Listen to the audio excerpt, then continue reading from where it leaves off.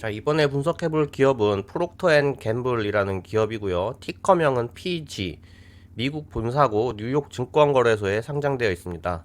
블로그 분석은 제가 25년 3월 24일에 해본 적이 있네요. 주가는 이제 10년치 주가가 장기적으로 우상향하긴 하는데 중간중간 많이 감소하는 폭도 보이고 있습니다. 자, 시총으로 보자면 한화로 약 498조 원 정도고요. 이 정도 규모면 이제 삼성전자 374조 원보다도 100조 원 가량 많은 상황입니다. 그래서 PG가 보통 이제 비누랑 세제 만드는 회사인데 이 비누 세제 만들면서 반도체 만드는 삼성전자보다도 더 높은 시가총액을 보유하고 있죠. 자, PG가 지금 역사가 굉장히 깊은 회사인데 1837년에 설립됐습니다. 당시에 이제 양초 제조업자 윌리엄 프록터랑 비누 제조업자 제임스 갬블이 설립을 해서 지금 현재 기업명인 프록터 앤 갬블이 됐다고 해요. 그래서 지금 보시면 이제 19세기 초에 PG의 이제 양초 비누 공장으로 시작한 모습이고요. 그 다음에 이제 1950년대 들어서는 이제 비누 쪽으로도 생산을 하기 시작해서 현재는 이제 세제, 기저귀, 여성용품 등 다양한 이제 생활용품을 제조하고 있는 상황입니다. 이제 지금 보시는 게 PG의 포트폴리오인데요.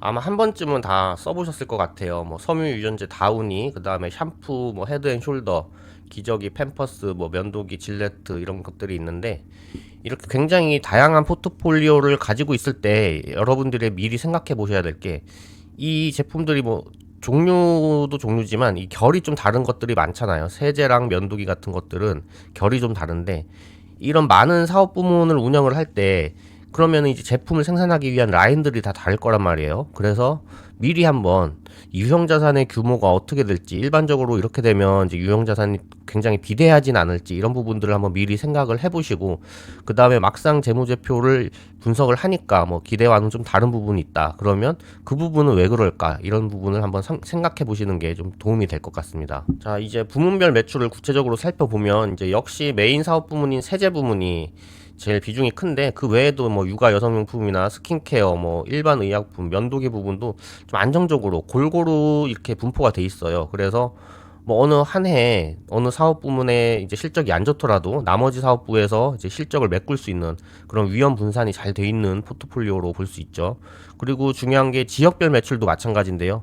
지역별로도 이제 미국이랑 그 외가 절반씩 차지하고 있어요. 그래서 뭐 미국 위의 국가들의 경제가 어렵더라도 미국 내의 매출을 올려서 더 이제 위험 분산을 할 수 있는 그런 구조로 되어 있죠. 매출 부분도 한번 살펴보겠습니다. 우리가 매출에 대해서 보는 주요 지표들이 있었잖아요. 그래서 코로나 시기랑 그다음 인플레 시기에 매출이 증가하였는가에 대해서 보면 이제 다 증가를 한 모습이고요. 10년 평균 매출 증가율은 1.9%로 수치상으로 보면 이제 그렇게 높은 수준은 아닌데 이 회사의 규모를 생각하면 그래도 어느 정도 괜찮은 수준인 것 같아요.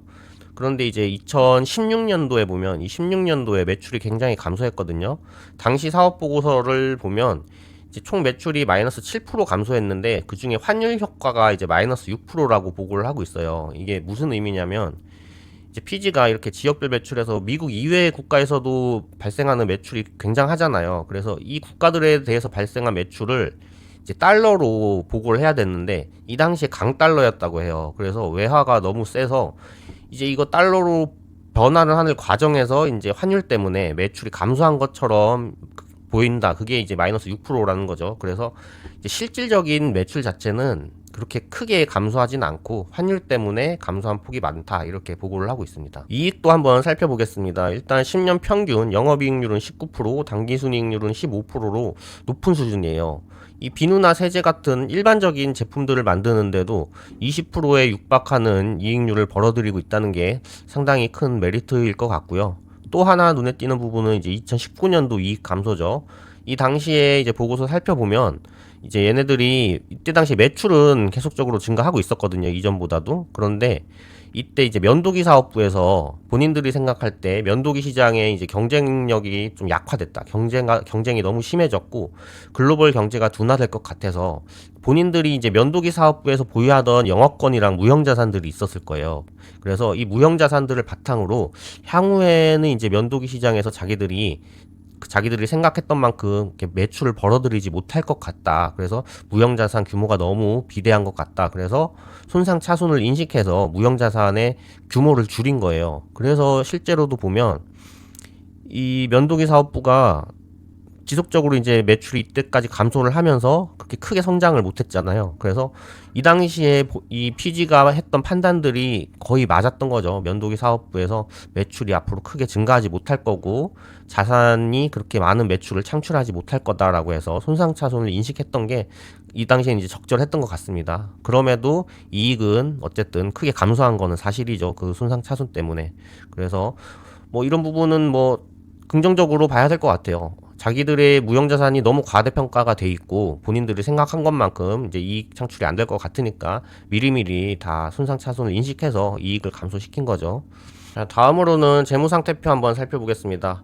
일단 10년 평균 부채 비율은 137%고요. 유동 비율은 81%로 낮은 수준이에요.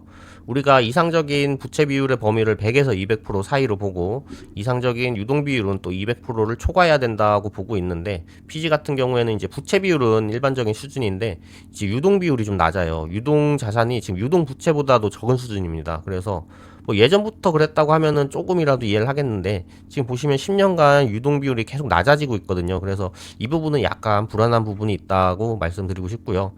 유동 비율이 아무래도 이렇게 낮다 보면은 유동성이 낮다는 건 이제 만약에 급하게 자금이 집행될 필요가 있을 때 이제 돈이 없으니까 이제 결국은 또 사채 발행을 해야 되거든요. 사채 발행을 해서 또 부채가 올라갈 수도 있고 이자 비용의 부담이 또 생길 수도 있으니까 이제 유동 비율은 200%를 초과해야지 안정적으로 보는데 PG 같은 경우에는 좀 유동성이 낮다 이렇게 볼 수 있겠습니다. 구체적인 자산 부채의 구성도 한번 살펴보겠습니다.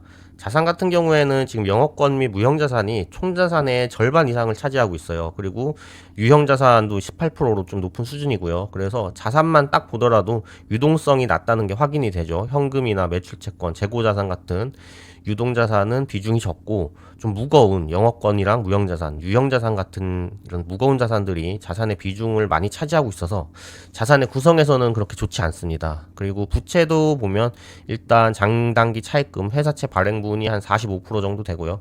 나머지는 이제 매입 채무랑 미지급 보상 등이 있어요. 그래서 부채 같은 경우에도 이제 회사채 발행분의 비중이 좀 있어서 부채의 구성도 썩 그렇게 좋다고 볼 수는 없겠습니다. 구체적으로 이제 부채를 한번 분석을 해보면 이 표가 복잡하긴 한데 제가 간단하게만 차근차근 말씀드리겠습니다. 그래서 일단 10년 누계 당기순이익 대비 이자 비용은 평균 5% 정도 발생하고 있습니다. 그러니까 매년 당기순이익의 5% 정도만이 이자 비용으로 발생하고 있다는 거예요. 그래서 아까 부채에서 차입금의 비중이 높다고는 했는데 그렇다고 해서 이제 이자 비용이 그렇게 당기순이익에 대비해서 크게 발생하고 있지는 않다는 점을 지금 알 수 있습니다. 그래서 그 부분은 이제 제가 볼 때는 이자 비용이 적게 발생한다기보다 당기순이익이 충분히 많이 창출되고 있기 때문에 이렇게 상대적인 비율이 좀 낮은 것 같아요. 그리고 이게 24년인데 24년 기준 총 부채는 제 단위는 100만 달러지만 그냥 1단위로 하겠습니다. 그래서 부채가 7만 1000인데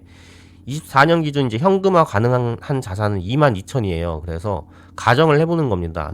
이 총 부채를 이제 현금화 가능 자산으로 다 상환을 하고 남는 금액은 이제 벌어들이는 당기순이익을 통해서 상환한다고 가정했을 때 이게 총 부채를 상환하는데 걸리는 기간이 한 4년 정도예요. 그래서 현금화 가능 자산으로 총 부채 상환하고 남는 금액은 당기순이익으로 상환을 했을 때 총 4년이면 총 부채 전액을 이제 상환할 수 있는 거죠. 그래서 총 부채의 규모도 그렇게 크지는 않다고 볼 수 있습니다. 이것도 마찬가지로 총 부채의 규모가 적다기보다는 이 PG가 창출해내는 당기순이익이 좀 높기 때문에 그런 것 같아요. 그래서 아까 자산이나 부채의 구성이 그렇게 좋지는 않았지만 실질적인 부채의 그 부담이나 규모는 이제 벌어들이는 이익에 대비해서는 그렇게 크지 않다고 이제 볼 수 있겠습니다. 다음으로는 자본적 지출 비율을 한번 살펴보겠습니다. 워렌 버핏이 추천했던 자본적 지출 비율은 한 50% 이하의 기업을 찾아라 이렇게 말들을 했었는데요. PG 같은 경우에는 지금 10년 누계 자본적 지출 비율이 지금 29%로 상당히 낮은 수준입니다. 그래서 우리가 아까 처음에 예상을 한번 저는 해봤잖아요. 이제 제품 라인이 많기 때문에 유형자산도 좀 비대하고 유형자산이 비대하면 아무래도 자본적 지출 비율이 높을 확률이 높은데 막상 이제 자본적 지출 계산을 해보니까 29%로 상당히 낮게 계산이 되죠. 그만큼 운영을 효율적으로 하고 있다는 건데 이게 구체적인 의미는 이제 PG가 매년 벌어들이는 당기순이익의 29%만을 이제 생산 설비나 기업 인수에 사용한다는 거거든요. 그래서 이렇게 적은 금액을 사용하면서도 충분히 높은 이익을 창출해내고 있다. 이렇게 해석할 수 있는 겁니다. 주주 환원도 한번 살펴보겠습니다. 지금 10년 누계의 주주 환원율이 128%로 굉장히 높은 수준이에요. 이 말은 이제 PG가 벌어들이는 당기순이익의 규모 이상을 지금 매년 배당과 자사주 매입에 사용하고 있다는 거거든요. 그래서 주주 환원율은 굉장히 높다고 볼 수 있겠고요. 배당이랑 자사주 매입 모두 많이 하고 있지만 뭐 배당을 많이 줄 때도 있고 자사주 매입을 더 많이 할 때도 있습니다. 그래서 결론은 주주 환원은 굉장히 많이 하고 있다라고 볼 수 있겠습니다. 자, 마지막으로 가격에 대해서 한번 살펴보겠습니다. 시장에서는 PG에 대해서 주가 수익 비율 퍼 23배 주고 있어요. 우리가 앞서 분석해봤던 기업들은 보통 30배가 넘어서 굉장히 높았는데 PG 같은 경우에는 조금 좀 낮은 수준이에요. 그래서 이 부분에 대해서도 한번 생각을 해보면 일반적으로 주주 환원이 높고 자본적 지출 비율 낮고 그러면 이제 시장에서 굉장히 높게 평가하는 경향이 있는데 PG 같은 경우에는 아무래도 제가 볼 때는 이제 성장성에 대해서 이제 시장에서 약간 우려를 하고 있는 것 같아요. 그래서 성장성 매출의 증가율이 그렇게 높지는 않다. 그래서 향후에도 앞으로 그렇게 많이 성장을 할까 이런 부분에 대해서 약간 우려가 있는 것 같거든요. 그래서 그런 부분들이 시장에서 이런 퍼의 수준을 결정하고 있는 게 아닌가 싶습니다. 네, 이상 PG 프록터 앤 갬블에 대한 분석을 마치겠습니다.